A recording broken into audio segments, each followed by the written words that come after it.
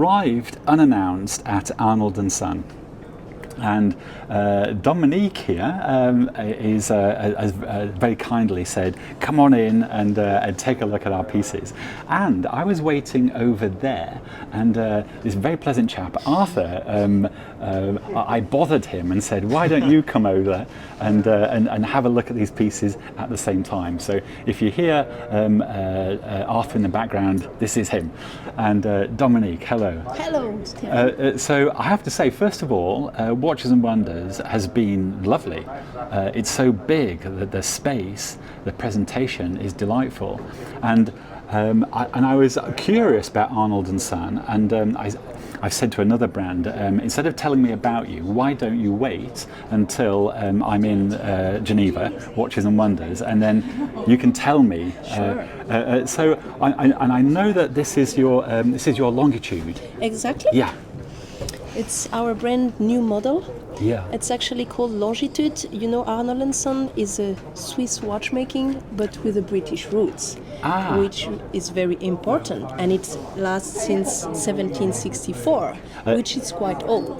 Dominic, my fault. I should start with, okay, let's have a 1 minute explanation of Arnold Son, because I know you have a lovely history. Yes, of course. Yeah. So this year we are celebrating the 260th anniversary, which is quite long ago. That's a long time. Yes, and it's actually a nice story, because John Arnold went to the British court and met His Majesty King George III. George III. And he was quite interested by watchmaking at the time. And John Arnold just didn't come with a normal watch. He came with a ring. Oh. A very tiny ring, but inside this ring it was containing a minute quarter repeater. So the king was just like freaking out, because it was so incredible. A very tiny ring. What year was this? Containing, it was in 1764. How on earth did So they it was not a manufacture- Casio in plastic No. that I just saw before. No. Incredible. So that was the moment where John Arnold had his entrance to everywhere. So he started his business at this moment. So it's wow. what we are celebrating this year with this new collection of Longitude. And why Longitude? Yes. Yes, good question. You know, the 18th century was an incredible century. That wasn't the design of the clock for ships. That is related, yes. That's so right, yeah. the 18th century was a race after the accuracy of timekeeper. Yeah. The Queen Anne decided to establish a contest that called the Longitude Act. That's right. And that was asking watchmakers to kick their ass and tried to find a way to have very accuracy watch. That's right. We can say timekeeper at the time. Yeah. Because it's later on than John Arnold came with the term chronometer, marine chronometer. That's right, yeah. So it's actually John Harrison who started with building an accurate watch. Yeah. But then it's where Mr. John Arnold comes up in 1770 with his first marine chronometer. Wow. But he was very talented, but also lucky that John Harrison did a lot of work, because he worked his entire life trying to beat always a better accuracy with timekeeper. Yeah. And it's John Harrison who won this Longitude Act contest. And it was important because it was the only way, having an accuracy watch was the only way to be able to navigate correctly. Yeah. And they were losing many people and many boats because they didn't have any accuracy watch. And what was the accuracy achieved back then? How? No, what was the accuracy? The last John Harrison watch was late only a third of a second in an hour, in a day, sorry. Okay. In a day. Oh, that's accurate. And it's the 18th century, yeah? Oh, that's Can you unbelievable. imagine? And at the beginning they were huge watches. Yeah. But John Arnold was able to do it much smaller and to industrialize them. And that must have been miniaturization back then. Yes. So John Arnold was really the one that was able to reduce the size of the watches and the cost. Right. So from that moment, a boat could even have like 4 watches. Yeah. because You you take know the why mean. actually Yeah. they have to take watches with the boat. Yeah. Because they need to know which is the longitude Yeah. and the latitude. Latitude is quite easy because Yeah. you have the south and the north Yeah. as reference, and with Yeah. the sextant you can manage where you are. Yeah. But the longitude, it's much harder Yeah. because east-west you don't have any reference except the Greenwich Mean Time, Greenwich that Mean is Time. 0 degree, okay? Yeah. But for that, when you start with your boat, you need to take a watch with you Yeah. that keep the time of Greenwich. Yes. And that's the main thing, because Yes. the sea is moving, Yeah. because the sea is humid, Yeah. so it's a hell to Yeah. have a mechanism that can really be robust on a boat. Yeah. So when you had this possibility to have an accurate time, you could then compare the time of Greenwich on the boat and the local time on the boat, and by comparing, the difference would give you the degree. Yeah. 1 degree would be actually 1.8 kilometer. So if you are wrong By from a degree. yes, Yeah. you get 2 kilometers away. That's a long distance if Yes, it's drifting so- as well. You really have to be precise to be Yeah. able to be precise navigating. So they achieved a third of a second in a day. That John Harrison, so it Yeah. was even better after that. Yeah. And so that was really a revolution, but it took a lot of time, really a lot Yeah. of time. So Yeah. it was the goal to create this watch thinking about all that. And Yeah. it's why we call it longitude. Yeah. It's also why you have this disposition on the dial.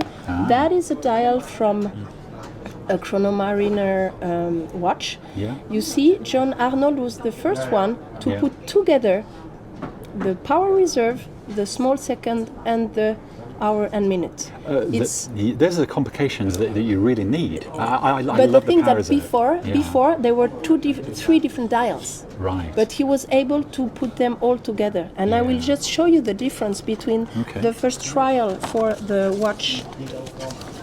So that is the result of John Arnold, something Yeah. very compact, Yeah. quite cheap. Yeah. And here I can show you the first trial of John Harrison, Yeah. like 50 years earlier, which is that. Look at that. Look at that. So it's quite nice, but not very practical on a boat. No, but you would need to put the mechanical achievement of that into a smaller device. Yes, and that is the result of John Arnold. Wow. And so this would have been the equivalent of GPS Exactly. today. Completely. This was how you navigated. Yes. You're like, oh, that's so interesting. And look So, at this. Yeah, it's huge, and and you need a lot of time to do it and a lot of money. It seems that Yeah. the amount of money to have one of these on a boat is the third of the price of the boat. Wow. So a lot of vessels didn't have any of them. At a certain moment, 25 boats Yeah. were leaving from London. Yeah. Imagine how many boats, so how many marine chronometer you should have need at this moment. So thankfully, when he was help me please, industrializing, thank you. The French guy has Yes. got a word. Correcting the English. Literally correcting us. It was really a good news, but Yeah. they needed like 60 years to get to that. What I can't get over is if we put this into context, this is 200 years ago. 0.3 of a second in a Yes. 0.3 second a day. That's a Yes. fraction of a second a day. day. This is 200 years ago. Yes. We didn't have telephones then. No, nothing. Neither computer, neither. Yeah, Gosh. nothing. That is. You mentioned that 1 degree difference was Is pretty 1.8. much catastrophic, right? So even by today's standard of meta certification or cost certification, back then, so 200 years ago, more than 200 years ago on a boat, even the meta certification would be wrong, Over. right? Yeah, it they would be would like- not win the contest of Exactly. Longitude Act. You would be like no way. kilometers away from your final destination. Yeah, no way. And it seems that even John Harrison, before he died, he drew a plan for the most accuracy watch ever, but nobody was able to do it because he didn't have the thing to create it. Okay. So he was incredible. So John Arnold really made a big advance into that, and that is the result in this watch. So we needed sport chic watch, but we wanted that this sport chic watch would have also the bit of the British touch and the history of all that. It's why I wanted to explain you all that. So first, the dial refers to the old dial with the power reserve at the top and the small second, and then you see how curved everything is, like a hull of a boat. Yeah. And here, this part, That's so lovely. we refer to now a modern sailing boat, but anyway, on the sea, and all about the bracelet is soft and curved. That is, but what is occurring to me is that what you've got in your hand right there is the outplay of 200 years of engineering progression, and we can say that, but I agree a bit with you. I think we are not much better now. Everything has been invented. I think we are just more fashionable, you know. And but this is art. This is art. This is mechanical artwork. Yes, it is. But it also does have function. That's the bit that I like. I use my watches to cook. Time the potatoes. Really yes. Eggs and meat. You need a minute. You need to know. Yeah. So I use precisely. it. And I mean, that is. I mean, perhaps I'm using my own words, but I'm in my mind, I'm linking this to that, and if I had that on my wrist, I'd be thinking, hold on, chaps, this is 200 years old of man's research, of history, of everything. And the power reserve and the small seconds, I love those complications. That is very nice. And here, you know, a power reserve can be very ugly, and it was a challenge to be fine, but very precise. So it's a second plate that is comes underneath the dial, and with a laser we come to dig like through the dial every holes, and then we are able with the second plane to be in another color and in another finish. So you have this very nice satin brushed finish that contrasts with the blue and the polished mirror of the power reserve. That is lovely. I feel like I've had a miniature history lesson, but now I associate Arnold and Son with the marine chronometer 200 years ago and George III. Exactly, so you got it. So there we go, we've got Arnold and Son, we've got George III, 200 years, marine chronometer. Everything in that watch. Yeah. So it's the goal actually, because of course many brands have this kind of integrated bracelet watch, but we wanted to give more of it. And you see you have also this nice bezel that is decorated like the bezel they had on the marine chronometer, and you have here a very nice 22 carats solid gold. It's absolutely oscillating weight that looks like a wheel. Sextant. A sextant, yes, of course. sextant. Yes. So again, a little clinch, we say, to the history. I love it because unless you know, you wouldn't know. No. Well, some people they. Well, I imagine that if you're an enthusiast, you might know, but to hear you tell that story, I've now associated Arnold and Son to these wonderful period of. Do you know, Danielle? Thank you so much. No problem. I called you Dominique and Arthur.